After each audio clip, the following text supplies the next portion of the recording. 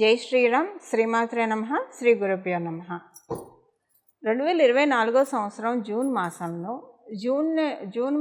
15వ తారీఖు నుంచి జూన్ నెల 29వ తారీఖు వరకు కూడా గోచారంలో ఒక విశేషాంశం ద్వాదశ రాశుల వాళ్ళకి చోటు చేసుకుంటుంది. ఆ విశేషాంశం ఏంటంటే బుధాదిత్య యోగం. బుధాదిత్య యోగం ద్వాదశ రాశుల వాళ్ళకి యాక్టివ్ కాబోతూ ఉంది గోచార గ్రహస్థితుల రీత్యా.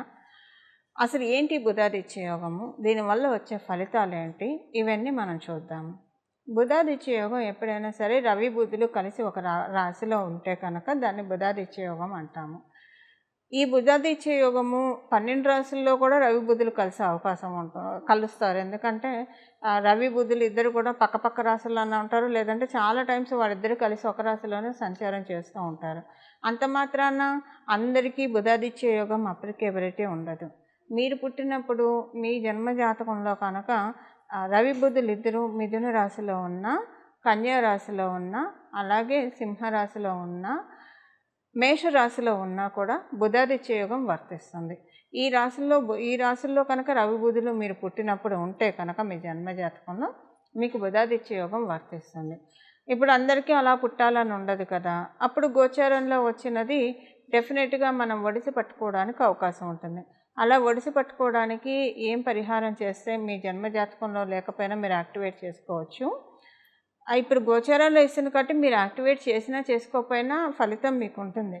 కాకపోతే ఫలితాన్ని మీరు 100% ఫలితాన్ని 80% తీసుకోగలుగుతారా, లేదంటే మీరు యాక్టివేట్ చేసుకోకపోయినా మీకు 40 to 50% వస్తుంది. సో తెలుసుకోవడం వల్ల మనం ఆ పరిహారం చేయడం వల్ల మ్యాక్సిమం దాన్ని మనం గ్రహించడానికి, ఆ యోగాను మనం కంప్లీట్గా అబ్జర్వ్ చేయడానికి అవకాశం ఉంటుంది. ఈ బుధాదిత్య యోగం ఇప్పుడు మనం ఈ రాశిలో ఉంటే బాగుంటుందని తెలుసుకున్నాం కదా. మీరు పుట్టినప్పుడు కనుక ఈ రాశిలో మీకు బుధాదిత్య యోగం ఉంటే ఇప్పుడు గోచారంలో వచ్చింది కాబట్టి ఇది నిజంగా ఇంకా చాలా ప్లస్ అవుతుంది. మీకు అందరికంటే కూడా ఎక్కువగా మీకు శుభ ఫలితాలు ఉంటాయి.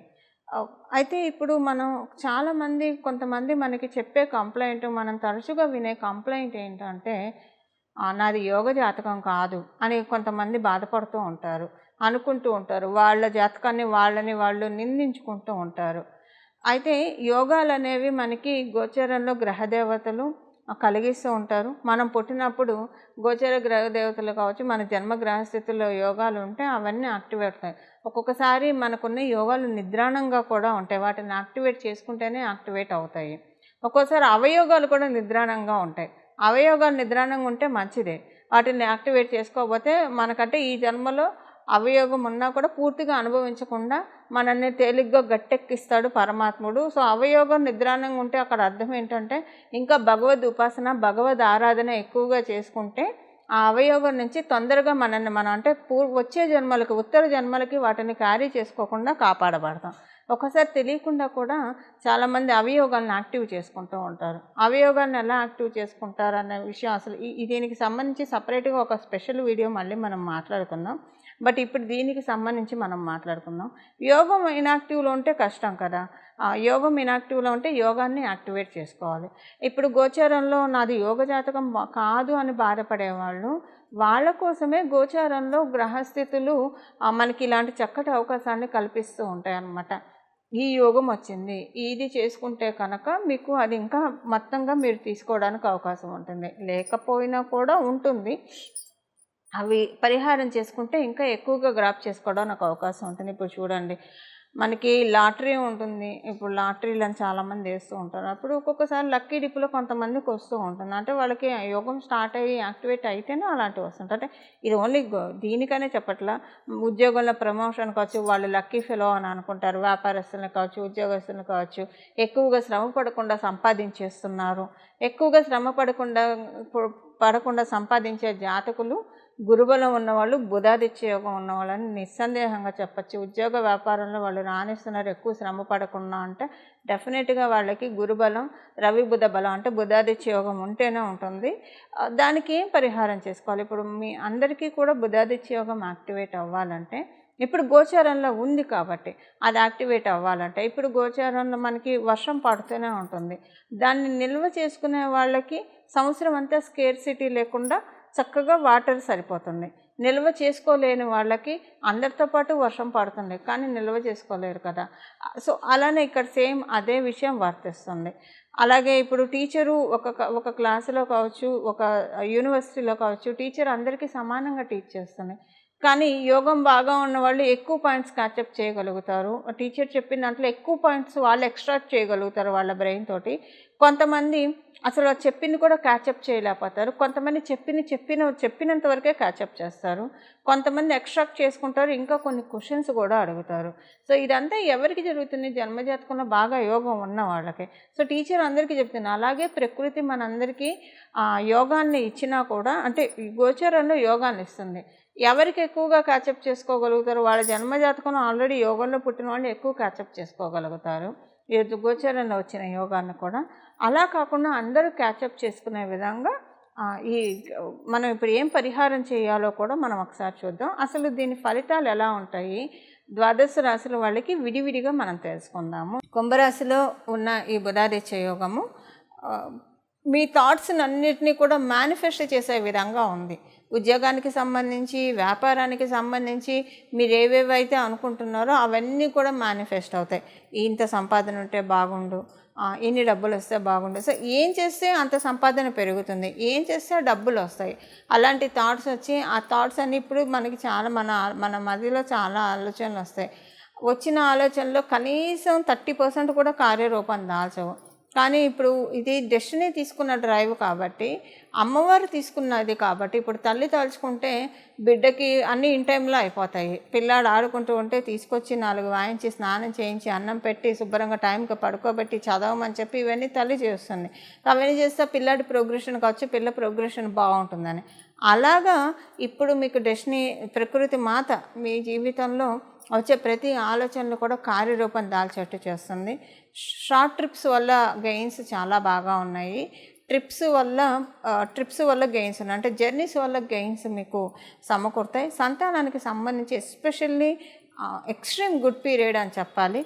కుంభరాశిలో పుట్టిన వాడికి సంతానానికి సంబంధించి సంతానం సంతోషంగా ఉండే సమయము, సంతానాన్ని చూసి మీరు గర్వపడే సమయం కూడా ఈ బుధాదిత్య యోగం వల్ల వస్తుంది. ఫైనాన్షియల్గా మీరు అనుకున్న థాట్స్ అన్ని, ఏ సేవింగ్స్ చేయాలి, ఒక గృహాని కోసం ప్రయత్నిస్తున్నారా, అవన్నీ కూడా అయ్యే విధంగా, మీకు ఇన్కమ్ రూట్ అయ్యే విధంగా డెస్టినీ మిమ్మల్ని ఆశీర్వదిస్తుంది. ఏం చేస్తే మీ ఇన్కమ్ పెరుగుతుందో ఆ పనులన్నీ కూడా మీ చేత చేయిస్తుంది డెస్టినీ.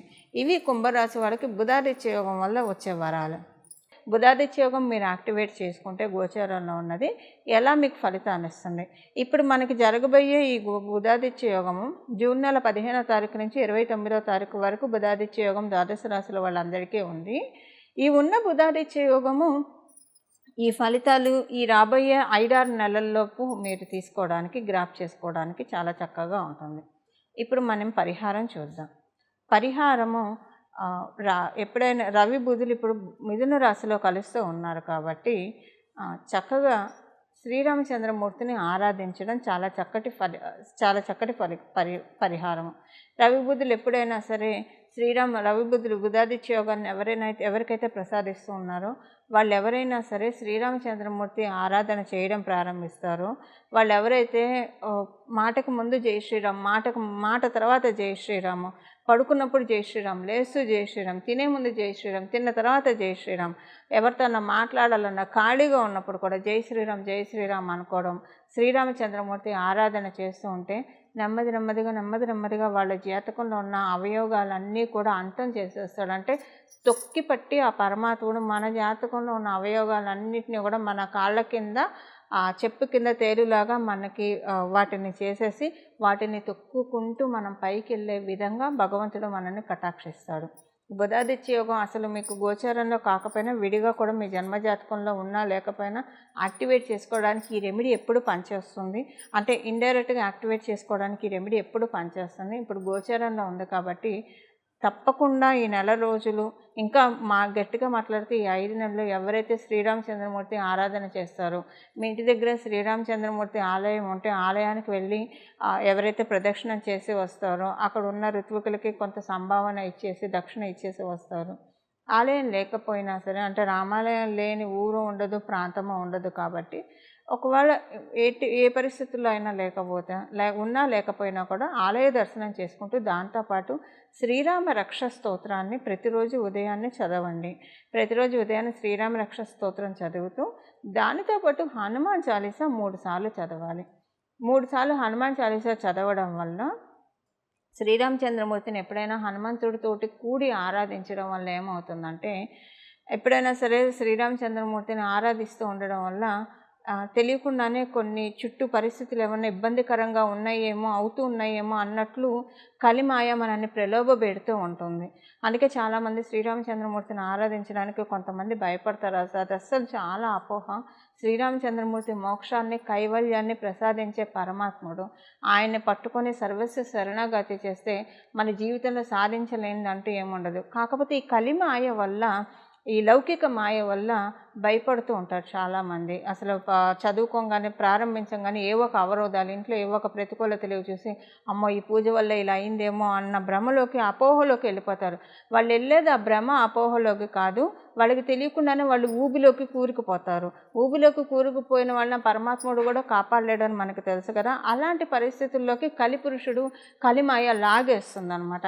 అందువల్ల అలాంటి ప్రలాభాలకు అస్సలు లోన్ అవ్వకండి. శ్రీరామచంద్రమూర్తి పలికే దైవం. అందుకే అలాంటి వాటికి మీరు లోన్ అవ్వకుండా ఉండడానికి ప్రొటెక్టింగ్గా శ్రీరామ రక్ష స్తోత్రం చదువుతూ వెంటనే హనుమాన్ చాలీసా 3 సార్లు చదవడం వల్ల ఇలా కలిమాయ ప్రలోభ పెట్టకుండా తోకతో ఆయన జాడించి కొడతాడు. మనకు వచ్చే ప్రతికూల పరిస్థితులన్నీ జాడించి కొట్టి మనల్ని చక్కగా మనం దేనికోసమైతే ఈ పరిహారం చేస్తున్నామో దాన్ని మనకి అందించడానికి, దాన్ని మనం చక్కగా ప్రొటెక్టివ్ వేలో మనకు వస్తుంది అని చెప్పడంలో ఏమాత్రం సందేహం లేదు.